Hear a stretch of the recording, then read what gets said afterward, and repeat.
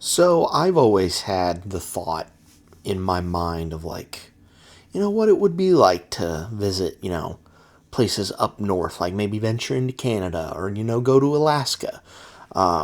Because, say what you want about, it being up so far north and, it probably being cold, for probably a good portion of the year. You have to admit, like, the scenery in those places are absolutely beautiful. Like, you could be looking at ice in one corner and then a luscious green place. You know, it's almost too beautiful to look at. You might lose sleep over. Yeah, you might lose sleep over that. So, tried my best to perfectly segue into my review here. I tried my best. Hey guys, what's going on? It's Daniel Strong from QuickTime Reactions, and welcome back to my Odyssey, Towards the Odyssey, where I'm going to be reviewing every single Christopher Nolan film that he's ever made in the lead up to the Odyssey. So my last venture into this, I probably talked about one of the most iconic non-IP films that Christopher Nolan's ever done, which was Inception. These next two movies that I'm going to be talking about are probably his most underrated films that he's ever made. And we're going to first talk about Insomnia, which came out in the beautiful year of 2002. This is actually based off of a book of the same name. The book was written by Nicolaj Frobenius, Frobenius, and Eric Skoldbrach. I know I butchered that horribly. And of course, this is directed by Christopher Nolan. Screenplay was done by Hilary Setz. This movie stars Al Pacino, Hilary Swank, Moira Tierney, Martin Donovan, Robin Williams, Paul Dooley, as well as a whole host of others. And we are set in Alaska, more specifically a small town of Nightmute, Alaska, where there is a horrible crime that's happened. A teenager was found beaten to death, and no evidence on the body. Absolutely no forensic evidence on the body. So we have two LA cops, or forensic scientists, coming in to help the small town with this case. However, because of the location of this town, and during the time of year that the movie is set in, the sun doesn't ever set. So, not only is our lead cop, Detective Domer, he's struggling with A, he's trying to solve this case, but B, he's also losing sleep. Until one day, something bad happens. And not only does he have to cover his tracks up on that, but also have to try and play this weird cat and mouse game with this killer. So, this movie I find very interesting in its concept. I really like the idea of a detective story that is set in a place where the sun doesn't set. So the detective's losing sleep. And, it grades on him slowly and slowly and slowly until something bad inevitably happens. And in the case of this movie, Domer kills his partner, Eckhart, which I find absolutely hysterical that Nolan named one of it. Well, it's probably in the book, but there is a character in a Nolan movie named Eckhart, and Aaron Eckhart played Two-Face in Dark Knight. I thought that was absolutely hysterical. But most of the crew that worked on Nolan's previous film before this, Memento, is back for this one. Dodie Dorn, once again, edited this movie. And, of course, Wally Feister back on cinematography. Music was done by David Julian, who, if I remember correctly, did the music for Memento, if I remember correctly.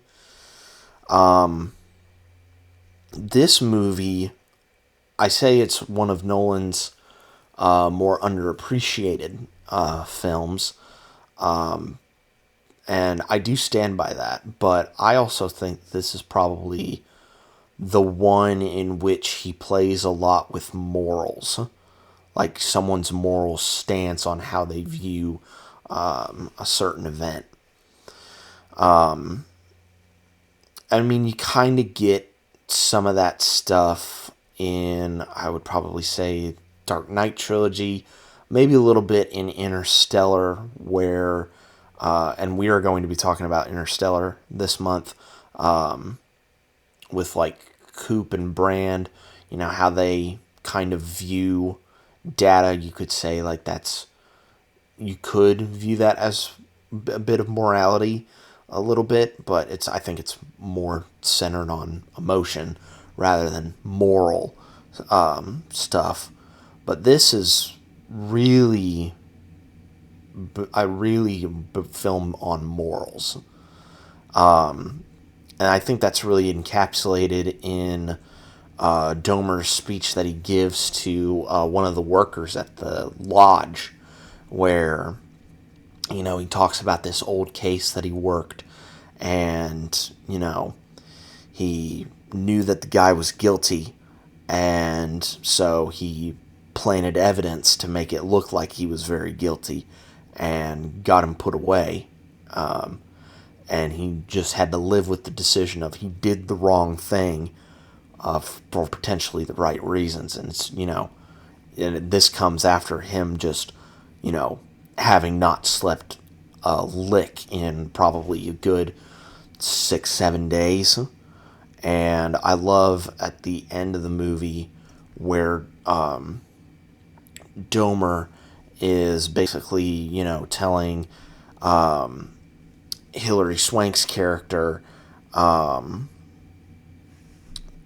Ellie, to basically don't be like him, which is to essentially, she had the bullet casing from Domer's other gun, in which he used to, you know, kill his partner, and he's basically, don't be like me, turn in that evidence, be a good cop. And, you know, the movie fades to black, obviously, but my assumption is that's what she does.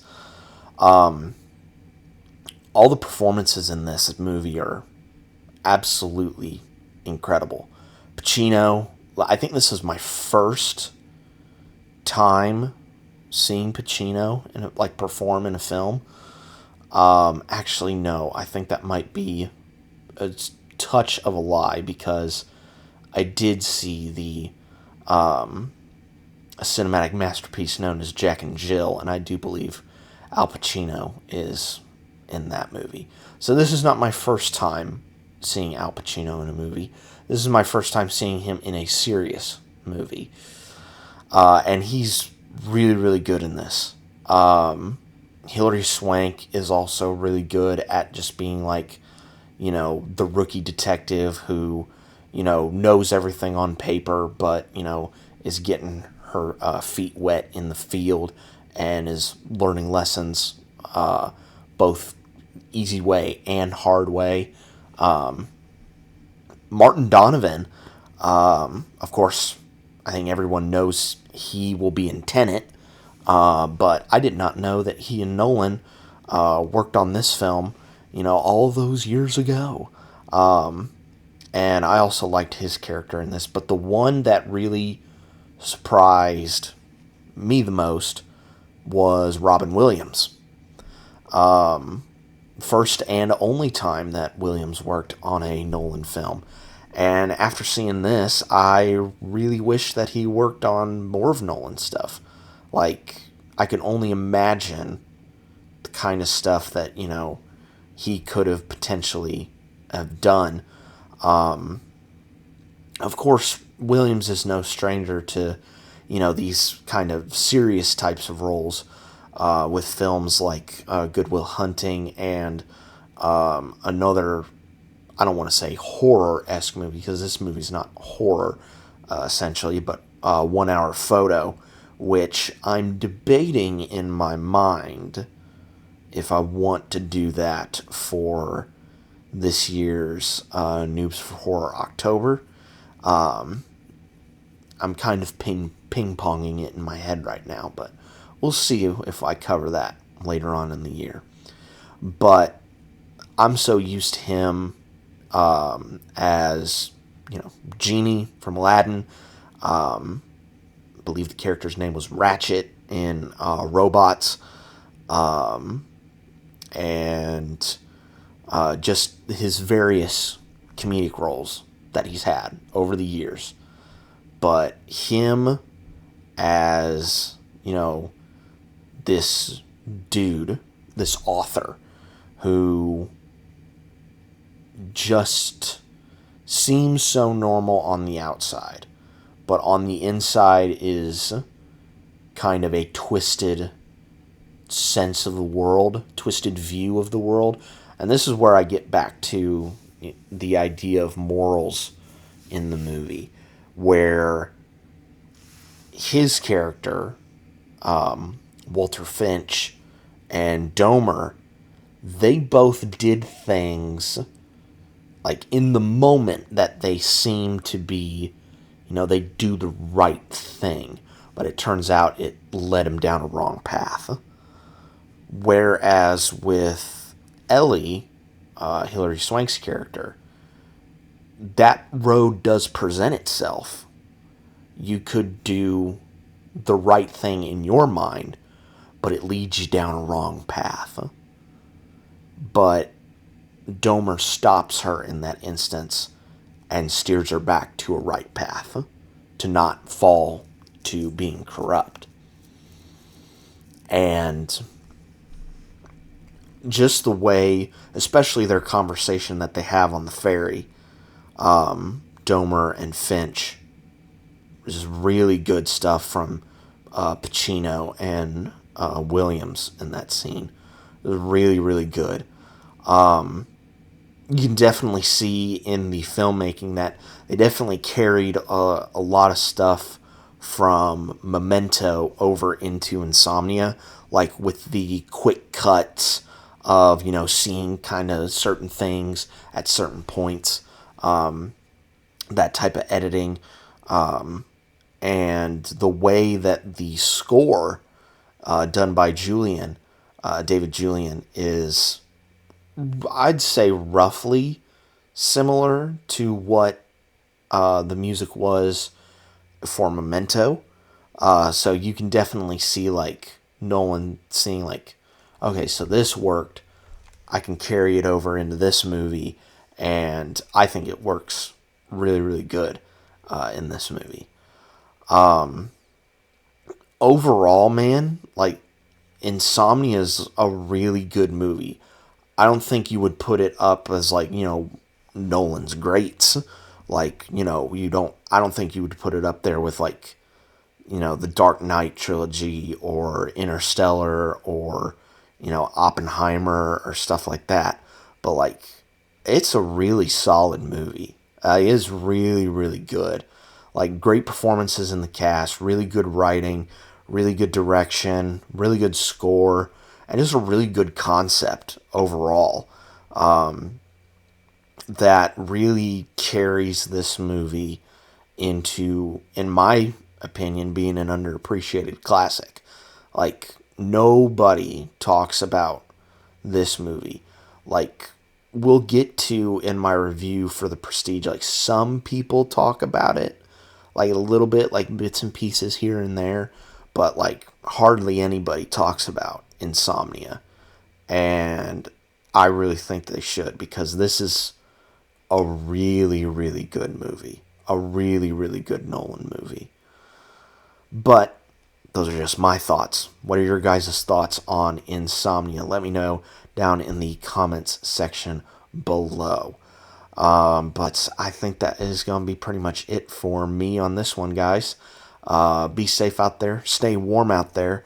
And if you are having trouble with like daylight coming through your windows, my suggestion to you is, well, a couple of things. One, if the window has curtains, try closing the curtains. That may not block out all of the light, but it will block out most of it. Two, maybe try putting a blanket up and maybe taping down the corners, like a big enough blanket to cover up that window. To try that. Or three, and this might be weird of me to say, but I sleep on my stomach. So I'm facing down into the pillow. And, that's just how I sleep. So I don't even look at the light. Maybe try doing that. Just a suggestion. And I will catch you guys next time.